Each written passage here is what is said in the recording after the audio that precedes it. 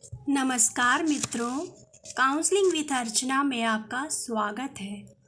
आज हम भगवद गीता का अध्याय 1 का कुरुक्षेत्र के युद्ध में सैन्य निरीक्षण का पाठ करेंगे।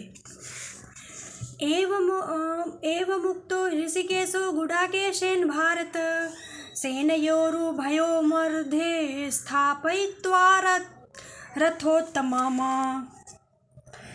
अर्थात संजय ने कहा, हे भरतवंशी अर्जुन द्वारा इस प्रकार संबोधित किए जाने पर भगवान कृष्ण ने दोनों दलों के बीच में उस उत्तम रथ को लाकर खड़ा कर दिया। तात्पर्य, इस श्लोक में अर्जुन को गुडाकेश कहा गया है। गुडा का अर्थ है नींद, और जो नींद को जीत लेता है वह गुडाकेश है। नींद का अर्थ अज्ञान भी है। अतः अर्जुन ने कृष्ण की मित्रता के कारण नींद तथा अज्ञान दोनों पर विजय प्राप्त कर ली। कृष्ण के भक्त के रूप में वह कृष्ण को क्षण भर भी नहीं भुला पाया, क्योंकि भक्त का स्वभाव ही ऐसा होता है। जहाँ तक चलते अथवा सोते हुए भी कृष्ण के नाम, रूप, गुणों तथा लीलाओं के चिंतन से भक्त कभी मुक्त नहीं रह सकता। अतः कृष्ण का भक्त उनका निरंतर चिंतन करते हुए नींद तथा अज्ञान दोनों को जीत सकता है। इसी को कृष्ण भावनामृत या समाधि कहती है। प्रत्येक जीव की इंद्रियों तथा मन के निर्देशक अर्थात ऋषिकेश के रूप में कृष्ण अर्जुन के मंतव्य को समझ गए कि वह क्यों सेनाओं के मध्य में रथ को खड़ा करवाना चाहता है। अतः उन्होंने वैसा ही किया और फिर वे इस प्रकार बोले, भीष्म द्रोण प्रमुखतः सर्वेषां च महीक्षिताम् उवाच पार्थ पश्यतांशमेवेता कुरुनीति। अर्थात भीष्म, द्रोण तथा विश्व भर के अन्य समस्त राजाओं के सामने भगवान ने कहा कि हे पार्थ, यहाँ पर एकत्र सारे कुरुओं को देखो। तात्पर्य यह है कि समस्त जीवों के परमात्मा स्वरूप भगवान कृष्ण यह जानते थे कि अर्जुन के मन में क्या बीत रहा है। इस प्रसंग में ऋषिकेश शब्द का प्रयोग सूचित करता है कि वे सब कुछ जानते थे। इसी प्रकार पार्थ शब्द अर्थात पृथा या कुंती पुत्र भी अर्जुन के लिए प्रयुक्त होने के कारण महत्वपूर्ण है। मित्र के रूप में वे अर्जुन को बता देना चाहते थे कि चूंकि अर्जुन उनके पिता वसुदेव की बहन पृथा का पुत्र था, इसलिए उन्होंने अर्जुन का सारथी बनना स्वीकार किया था। किंतु जब उन्होंने अर्जुन से कुरुओं को देखो कहा, तो इससे उनका क्या अभिप्राय था? क्या अर्जुन वहीं पर रुककर युद्ध करना नहीं चाहता था? कृष्ण को अपनी बुआ पृथा के पुत्र से कभी भी ऐसी आशा नहीं थी। इसी प्रकार से कृष्ण ने अपने मित्र की मन स्थिति की पूर्व सूचना परिहासवश दी है। तत्र पश्येत्स्तान् पार्थ पितृनथा पितामहान् आचार्यान् मातुलान् भ्रातॄन् पुत्रान् पौत्रान् सखीस्तथा स्वशुरान् सुहृदश्चैव सेनयोरुभयोरपि। हे अर्जुन ने वहां पर दोनों पक्षों की सेनाओं के मध्य में अपने चाचा, ताऊओं, पितामहों, गुरुओं, मामाओं, भाइयों, पुत्रों, पौत्रों, मित्रों, ससुरों और शुभचिंतकों को भी देखा। तात्पर्य यह है कि अर्जुन युद्ध भूमि में अपने सभी संबंधियों को देख सका। वह अपने पिता के समकालीन भूरिश्रवा जैसे व्यक्तियों, भीष्म तथा सोमदत्त जैसे पितामहों, द्रोणाचार्य तथा कृपाचार्य जैसे गुरुओं, शल्य तथा शकुनी जैसे मामाओं, दुर्योधन जैसे भाइयों, लक्ष्मण जैसे पुत्रों, अश्वत्थामा जैसे मित्रों एवं कृतवर्मा जैसे शुभचिंतकों को देख सका। वह उन सेनाओं को भी देख सका जिनमें उसके अनेक मित्र थे। तान् समीक्ष्य स कौन्तेय सर्वान् बन्धूनवस्थितान् कृपया पर्याविष्टो विषदन्निदं ब्रवीत्। अर्थात जब कुंती पुत्र अर्जुन ने मित्रों तथा संबंधियों की इन विभिन्न श्रेणियों को देखा तो वह करुणा से अभिभूत हो गया और इस प्रकार बोला, दृष्टं स्वजन कृष्ण युयुत्सुवं समुपस्थितं सीदन्तिमं गात्राणि मुखं च परिसृष्यति।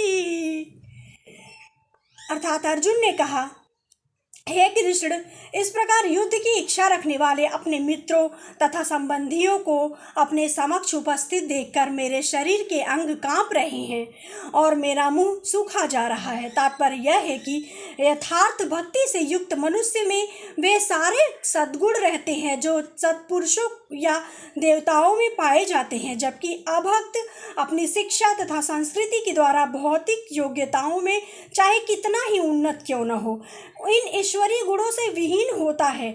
अतः स्वजनों, मित्रों तथा संबंधियों को युद्ध भूमि में देखते ही अर्जुन उन सबों के लिए करुणा से अभिभूत हो गया जिन्होंने परस्पर युद्ध करने का निश्चय किया था। जहाँ तक उसके अपने सैनिकों का संबंध था, वह उनके प्रति प्रारंभ से दयालु था, किंतु विपक्षी दल के सैनिकों की आसन्न मृत्यु को देखकर वह उन पर भी दया का अनुभव कर रहा था। और जब वह इस प्रकार सोच रहा था, उसके अंगों में कंपन होने लगा और मुंह सूख गया। उन सबको युद्धाभिमुख देखकर उसे आश्चर्य भी हुआ। प्रायः सारा कुटुंब अर्जुन के सगे संबंधी उससे युद्ध करने आए थे। यद्यपि इसका उल्लेख नहीं है, किंतु तो भी सहज अनुमान लगाया जा सकता है कि न केवल उसके अंग कांप रहे थे और मुंह सूख रहा था, अपितु वह दयावश रुदन भी कर रहा था। अर्जुन में ऐसे लक्षण किसी दुर्बलता के कारण नहीं, अपितु हृदय की कोमलता के कारण थे, जो भगवान के शुद्ध भक्त का लक्षण है। अतः कहा गया है, ययास्ति भक्तिर्भार्गव त्यजिन्ना सर्वै गुणैस्तत्र समासते सुराः हराव भक्तस्य कुतो सद्गुणा मनोरथे नासति धावतो बहि। अर्थात जो भगवान के प्रति अविचल भक्ति रखता है उसमें देवताओं के सद्गुण पाए जाते हैं, किंतु जो भगवत भक्त नहीं है उसके पास भौतिक योग्यताएं ही रहती हैं जिनका कोई मूल्य नहीं होता। इसका कारण यह है कि वह मानसिक धरातल पर मंडराता रहता है और जो ज्वलंत माया के द्वारा अवश्य ही आकृष्ट होता है।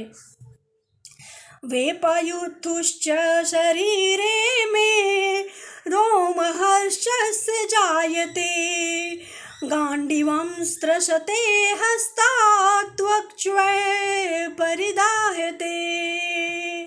अर्थात मेरा शरीर कांप रहा है, मेरे रोंगटे खड़े हो रहे हैं, मेरा गांडीव धनुष मेरे हाथ से सरक रहा है और मेरी त्वचा जल रही है। तात्पर्य यह है कि शरीर में दो प्रकार का कंपन होता है और रोंगटे भी दो प्रकार से खड़े होते हैं। ऐसा या तो आध्यात्मिक परमानंद के समय या भौतिक परिस्थितियों में अत्यधिक भय उत्पन्न होने पर होता है। दिव्य साक्षात्कार में कोई भय नहीं होता।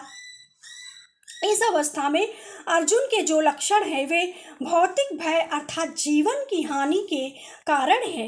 अन्य लक्षणों से भी यह स्पष्ट है, वह इतना अधीर हो गया कि उसका विख्यात धनुष गांडीव उसके हाथों से सरक रहा था और उसकी त्वचा में जलन उत्पन्न हो रही थी।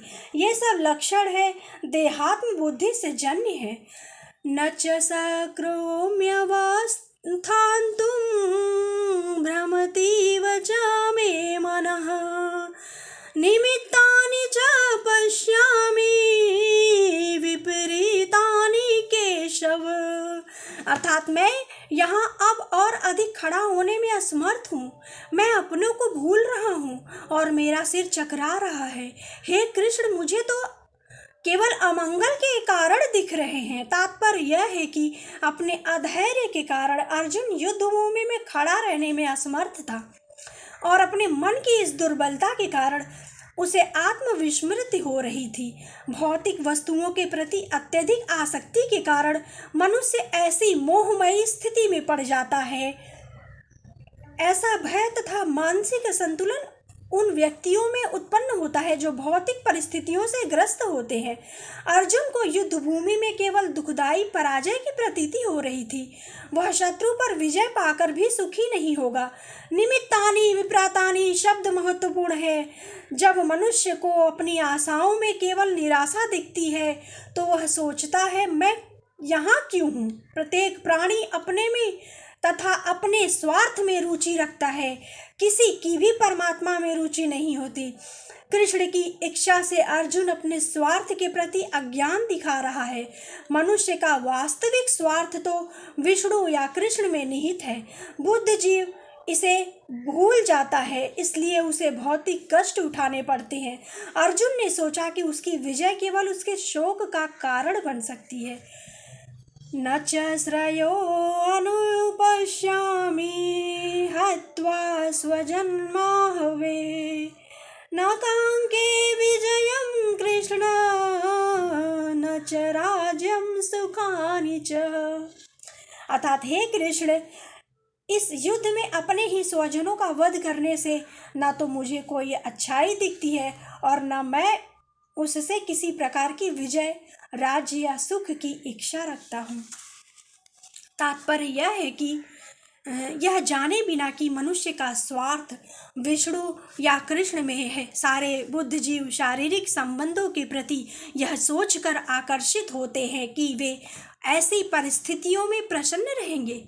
ऐसी देहात्म बुद्धि के कारण वे भौतिक सुख के कारणों को भी भूल जाते हैं।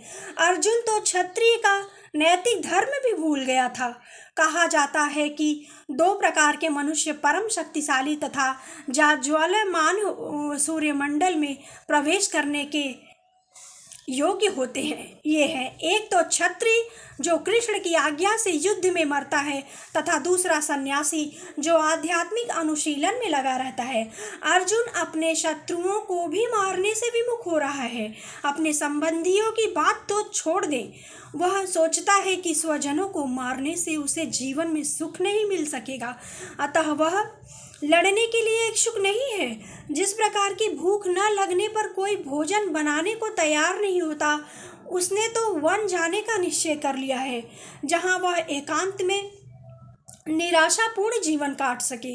किंतु क्षत्रिय होने के नाते उसे अपने जीवन निर्वाह के लिए राज्य चाहिए, क्योंकि क्षत्रिय को कोई अन्य कार्य नहीं कर सकता। किंतु अर्जुन के पास राज्य कहाँ है?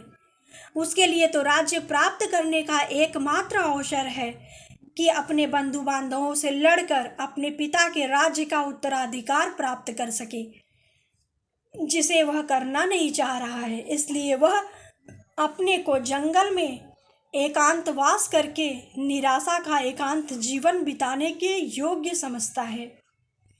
अर्थात भगवत गीता का पाठ करने से हमें भौतिक जगत और अभौतिक जगत में क्या अंतर है, इसका भी ज्ञान होता है। अर्थात जैसे अगर आप अपने जीवन में, हम कह सकते हैं कि आप अपने जीवन में कभी भी अपना रास्ता नहीं भटक सकते हैं यदि आपका नक्शा स्वयं श्रीमद् भागवत गीता है। अगर अपने जीवन में भागवत गीता को आप उतार लेंगे तो आप कभी भी रास्ता नहीं भटक सकते हैं। और जिसने अपना पथ प्रदर्शक श्री कृष्ण को मान लिया, वो तो जीवन में कभी हार ही नहीं सकता है। और अगर हम भगवत गीता का पाठ करें, पठन पाठन करें, तो हमारे जीवन में जो तुच्छ छोटी मोटी चिंताएं और दुर्बल भावनाएं होती हैं, वो सब दूर हो जाती हैं। अतः हम सबको भगवत ज्ञान का, भगवत गीता का पठन पाठन करना चाहिए और इस ज्ञान का रसपान करना चाहिए। अतः इसी सब मंगल भावनाओं के साथ, मंगल कामनाओं के साथ अब हम यहीं पे पाठ को समाप्त करना चाहते हैं। अगर आपको ये मेरा थोड़ा सा प्रयास अच्छा लगे तो आप प्लीज़ इसे लाइक शेयर करें। नमस्कार।